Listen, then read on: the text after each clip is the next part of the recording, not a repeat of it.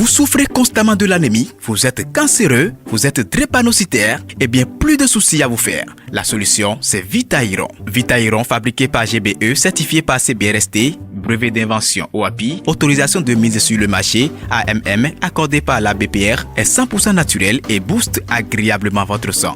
Rendez-vous dans toutes les pharmacies du Bénin et chez le grossiste Ubefar, Gapob, Sobaps, Escameux pour vous approvisionner en produits Vitairon. Contact 67 08 34 33. Vitairon, la seule référence pour sauver des vies de l'anémie et de ses dégâts. Vous avez besoin d'un espace publicitaire pour faire connaître votre société ou vos produits? Seul Guérit TV Monde peut vous satisfaire. Pour tout renseignement, contactez le 00229 91 19 10 10. Guérit TV Monde, le leader des web TV.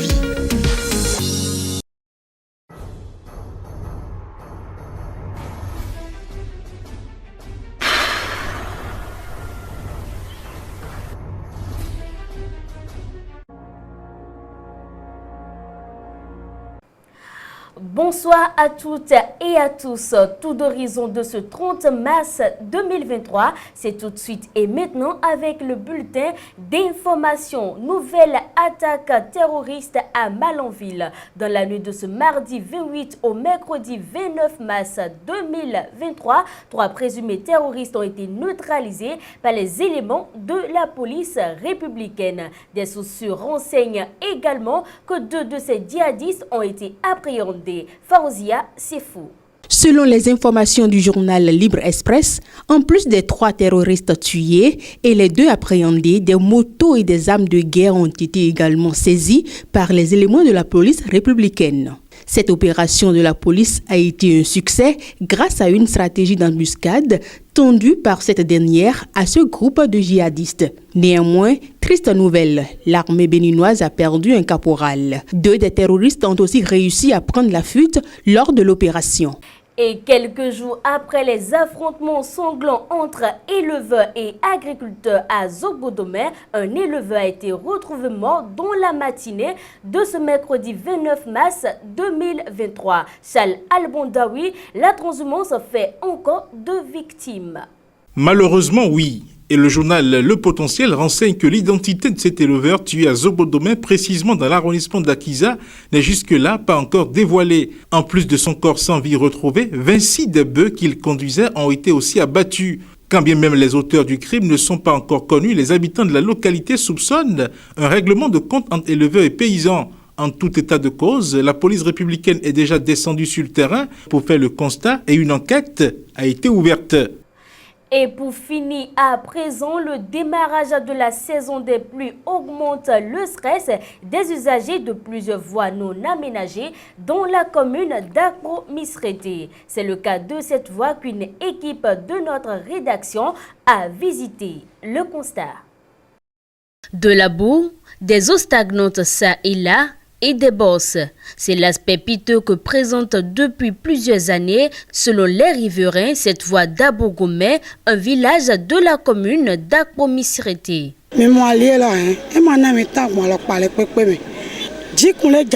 Cette voie nous cause beaucoup trop de problèmes. Les eaux de la pluie des précédentes saisons de pluie ne se sont pas encore séchées jusqu'à ce jour. Il y a d'ailleurs un tuyau de la Soneb cassé à ce niveau qui occasionne l'humidité constante sur cette voie. À chaque fois que des véhicules passent, ils s'enfoncent dans la boue. Circuler librement sur cette voie, surtout en saison de pluie, demeure donc chose difficile pour motocyclistes et automobilistes qui doivent, au-delà de tout, vaquer à leurs obligations.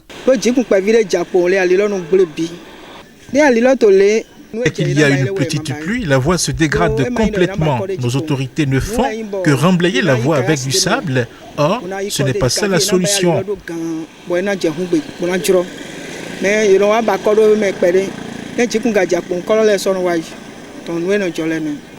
C'était comme ça maintenant, ça fait des années, autant pluvieux là.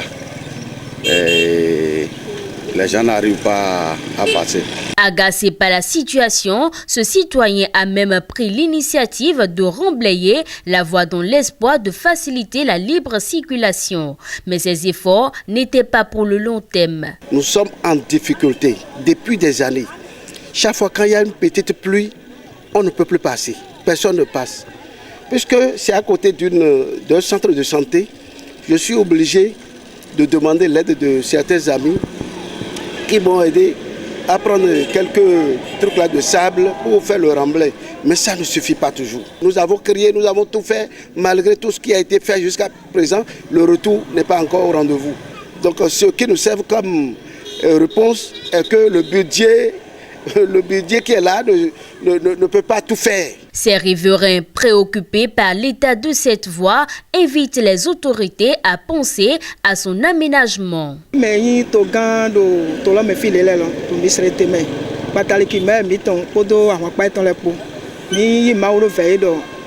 demandons au maire et à ses conseillers d'amoindrir nos difficultés en aménageant la voie.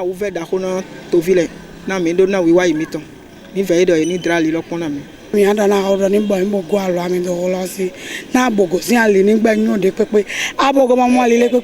a besoin donc de mobiliser les vrais techniciens. Ils viendront voir, faire une étude sérieuse pour savoir ce qu'on doit faire de cette voie. Sinon, ça ne va pas. Il faut préciser que cette voie d'Abogomey n'est pas la seule dégradée dans la commune de Misrété. C'est la fin de la session informative de votre émission Tour d'Horizon. On revient sur ce plateau pour le forum de discussion après cette virgule.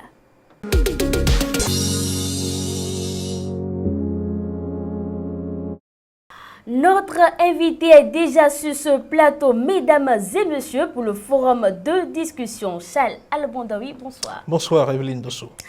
Les musulmans du monde entier ont démarré depuis quelques jours le jeûne du mois de Ramadan. Charles Albondaoui, on parle ce soir d'une des fonctions sociales de ce jeûne. Évidemment, vous savez, quand on parle du jeûne du mois de Ramadan, tout de suite, ce qui saute à l'esprit de tout le monde, c'est le fait que oui, on cesse de manger comme on a l'habitude de manger par le passé. Tout de suite, c'est la privation de nourriture qui saute à l'esprit. Et pendant le jeûne du mois de Ramadan, on peut dire que c'est la seule période de l'année où les humains, ceux qui sont musulmans ou les humains en général, se retrouvent quelque part sur le même piédestal. Ils deviennent tous égaux devant Dieu, qui nous a tous créés. Et ce jeûne-là permet donc aux personnes de la société qui ne connaissent pas certaines difficultés, comme la faim par exemple, d'expérimenter ce qu'on peut appeler la faim. Vous savez que dans notre monde, tous les doigts ne sont pas égaux. Il y en a qui sont riches, il y en a qui sont moins riches, il y en a qui sont pauvres, il y en a qui sont nécessiteux, etc.